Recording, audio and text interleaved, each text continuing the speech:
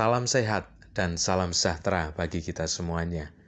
Firman Tuhan hari ini saya berikan tema karakter Nabi. Bacaan kita ada di dalam kitab 2 Raja-Raja pasal 6 ayat 1 sampai dengan ayat yang ke-7. Saudara, kita tahu ada 5 jabatan pelayanan dalam gereja berdasarkan Efesus pasal 4 ayat yang ke-11. Di situ ada jabatan pelayanan nabi, rasul, gembala, penginjil, guru, semuanya ada 5. Dan akhir-akhir ini di lapangan banyak sekali fenomena pelayanan kenabian. Ada orang-orang yang ingin menjadi nabi, terbukti dengan adanya sekolah nabi, pelayanan kenabian atau pelayanan profetik. Bahkan ada juga orang yang menyebut diri sebagai nabi atau senang ketika disebut sebagai nabi. Nah, saudara, sebenarnya jabatan dan karunia kenabian adalah pemberian Tuhan. Fokus kita bukan pada jabatan dan karunia, namun pada ajaran dan karakter nabi yang harus kita pahami dan kita praktekkan. Kita tahu bahwa ada banyak nabi-nabi yang menulis Alkitab, seperti Yesaya, Yeremia, Daniel, Sefanya, Maleaki, dan lain sebagainya. Ada juga nabi-nabi yang tidak menulis kitab, yaitu Elia, Elisa, Nabi Nathan, dan lain sebagainya. Jadi sebenarnya nabi-nabi yang ada di Alkitab, baik yang menulis kitab maupun yang tidak, sudah meninggalkan ajaran-ajaran, sudah meninggalkan keteladanan-keteladanan. Jadi seharusnya fokus kita bukan mengejar jabatan kenabian, karena kita tahu itu adalah karunia yang dari Tuhan. Sebaiknya fokus kita adalah pada memahami ajaran nabi dan mempraktekannya, memahami keteladanan hidup nabi dan juga mempraktekannya. Topik ini khusus membicarakan mengenai karakter nabi yang patut diteladani.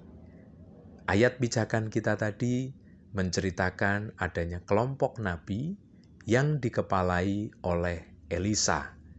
Kelompok nabi ini memiliki kebutuhan untuk memperbesar rumah, dan kebutuhan itu disampaikan kepada Elisa sebagai pimpinan mereka.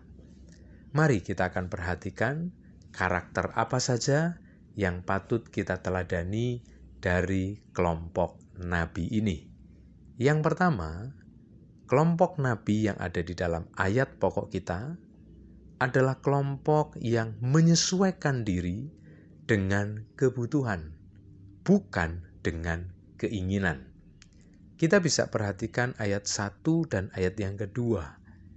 Mereka mengusulkan kepada Elisa untuk memperbesar rumah karena yang sekarang ini sudah sangat sempit. Lalu kemudian mereka mengusulkan untuk mengambil kayu-kayu di sungai Yordan, dan semuanya disesuaikan dengan kebutuhan. Bahkan teknis pengambilan pun disesuaikan dengan kemampuan mereka membawa kayu. 1 orang 1 balok kayu. Jadi saudara, nabi memberikan keteladanan hidup yang sederhana, hidup yang bersesuaian dengan kebutuhan, dan bukan bersesuaian dengan keinginan. Ada banyak orang yang terus mengikuti keinginan, dan pada kenyataannya tidak pernah puas. Tetapi ketika kita bersesuaian dengan kebutuhan, maka ada ucapan syukur yang bisa keluar dari mulut kita. Maka kita bisa menikmati hidup dengan penuh damai sejahtera. Kalau ternyata Tuhan berkati kita lebih daripada kebutuhan, maka kita pun juga bisa lebih bersyukur kepada Tuhan. Kita bisa berbagi, kita bisa selalu merasa puas, karena sesungguhnya mendasarkan hidup ini kepada kebutuhan, itulah yang benar, itulah yang diteladankan oleh kelompok nabi. Yang berikutnya yang kita bisa teladani dari kelompok nabi ini adalah mereka rela dan suka untuk diawasi. Kita bisa perhatikan di ayat 3 dan ayat yang keempat. Setelah permohonan mereka dikabulkan oleh Elisa, maka mereka mengajak Elisa untuk bersama-sama pergi ke Sungai Yordan, melihat, memantau, mengawasi ketika mereka menebang kayu dan membawa pulang balok kayu. Jadi saudara, mereka tahu mereka punya pimpinan, yaitu Elisa. Dan Elisa berfungsi sebagai pengawas. Mereka rela, bahkan mereka yang meminta supaya Elisa mengawasi pekerjaan mereka. Saudara, sangat jarang saat-saat ini orang yang bekerja senang diawasi. Kebanyakan mereka kalau bekerja lebih suka kalau tidak ada pengawas. Padahal saudara, fungsi dari pengawas justru membawa kebaikan bagi kita. Supaya kita bekerja sungguh-sungguh, bekerja penuh dengan tanggung jawab, bekerja dengan kejujuran, bekerja dengan menampilkan integritas yang terbaik. Nah, inilah kehidupan para nabi yang patut kita teladani. Mereka ingin, rela, suka untuk diawasi. Dan sebenarnya karakter ini sanggup menyelamatkan saya dan saudara dari perbuatan dosa. Sanggup mencegah kita untuk melakukan perbuatan-perbuatan yang menyimpang. Pengawasan adalah suatu hal yang menguntungkan bagi kita semuanya. Asalkan kita punya hati yang rela, memiliki hati yang suka, memiliki watak, tabiat, karakter yang ingin untuk selalu diawasi. Kita maju kepada karakter yang ketiga dari kelompok nabi berdasarkan bacaan kita. Mereka memiliki tanggung jawab yang tinggi akan barang pinjaman. Kita bisa perhatikan di ayat yang kelima. Seorang dari nabi mengalami kepanikan ketika mata kapak jatuh ke Sungai Yordan. Sebab itu adalah barang pinjaman. Jadi saudara, kepanikan tersebut adalah karena mata kapak atau kapak itu sendiri adalah barang pinjaman. Nabi bukanlah tukang yang selalu memiliki peralatan-peralatan seperti kapak. Maka ketika membutuhkan, nabi ini atau kelompok nabi ini mencari pinjaman kapak untuk menebang kayu. Dan salah satu dari nabi, karena mungkin kurang terampil dan kurang biasa menggunakan kapak, maka ketika menebang, mata kapak itu lepas dan kemudian masuk ke Sungai Yordan. Nabi ini sangat panik karena harus mempertanggungjawabkan barang pinjaman. Nah saudara, teks ini seringkali dialegorikan bahwa mata kapak adalah kita orang berdosa. Sungai Yordan adalah dunia, dan kayu yang dilempar Elisa adalah salib yang menyelamatkan kita, yang masuk ke dalam keinginan-keinginan duniawi.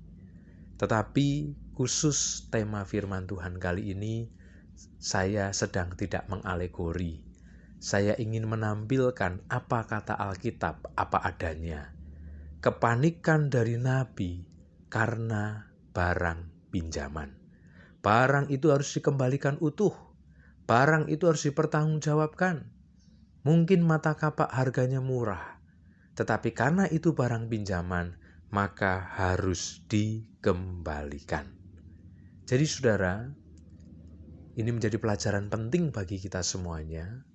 Dan seringkali kita lengah, kita teledor, kita menyepelekan terhadap barang-barang yang kita pinjam dari tetangga, dari sahabat kita, mungkin dari famili, keluarga, orang tua, dan lain sebagainya.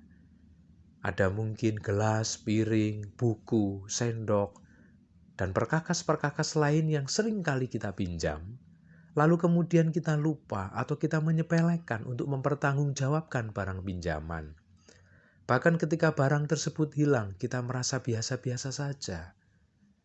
Dan ternyata ketika kita melihat kehidupan nabi, mereka tidak bisa tenang ketika ada barang pinjaman yang harus dipertanggungjawabkan. Dan juga tidak hanya perkakas, tidak hanya material, tidak hanya benda, tetapi juga uang, aset yang lain yang memiliki nilai. ada beberapa orang yang kecenderungannya ketika meminjam uang tidak mau mengembalikan. Sulit untuk mengembalikan, tidak mau untuk mempertanggungjawabkan pinjaman. Dan itu adalah karakter yang buruk yang menyebabkan orang tersebut tidak dipercaya lagi. Jadi saudara, ketika kita meneladani karakter yang ketiga ini, justru akan menyelamatkan saya dan saudara, justru akan membuat kita tetap dipercaya orang, tetap dipercaya oleh pihak lain, bahkan atau terlebih kita tetap dipercaya oleh Tuhan. Masih ada banyak karakter nabi yang kita bisa dapatkan dari bacaan ini. Tetapi 3 karakter yang saya bagikan, biarlah kita renungkan, kita pahami, dan kemudian kita praktekkan. Jadilah orang-orang yang menyesuaikan diri dengan kebutuhan dan bukan dengan keinginan.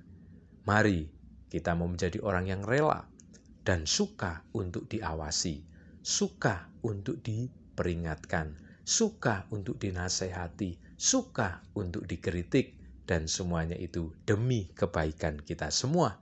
Dan kita harus menjadi orang-orang yang memiliki rasa tanggung jawab yang tinggi terhadap barang-barang pinjaman, terhadap apa yang dipercayakan kepada kita, karena itu akan menumbuhkan kepercayaan orang lain kepada kita, bahkan menumbuhkan kepercayaan Tuhan kepada kita semuanya. Demikian firman Tuhan yang dapat saya bagikan. Tuhan Yesus memberkati kita semua. Dan kalau saudara merasa terberkati, saudara bisa share materi firman Tuhan, renungan firman Tuhan hari ini sebanyak mungkin, seluas mungkin. Dan bagi yang belum menekan tombol subscribe, saudara bisa tekan untuk mendukung channel Pancaran Air Sorgawi. Tuhan Yesus memberkati.